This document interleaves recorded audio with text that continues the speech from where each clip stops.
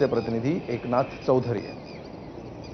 वर्ध्यामध्ये गेल्या काही दिवसांपासून पावसाची प्रतीक्षा शेतकऱ्यांना आहे, पण आता मात्र पावसाला सुरुवात झाली असताना पहिल्याच पावसात या संपूर्ण परिसरामध्ये पाणीच पाणी अशी परिस्थिती निर्माण झालेली आहे। आपण सध्या सरूड या भागामध्ये आहोत। देवळी तालुक्यातलं हे सरूड हे गाव आहे आणि या सरूड या परिसरामध्ये पाहू शकतो आपण यशोदा नदीला जो पूर आलेला आहे, त्यामुळे संपूर्ण पाणीच पाणी या ठिकाणी दिसतोय। हा संपूर्ण शेतशिवाराचा पट्टा आहे आणि शेतीमध्ये अशा प्रकारचं पाणी जे आहे हे पाणी साचून आहे।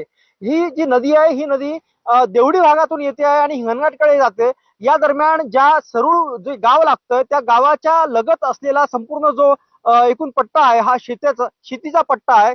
या शेतकऱ्यांच्या शेतामध्ये हे जे पाणी आहे हे पाणी पूर्णतः साचून आहे।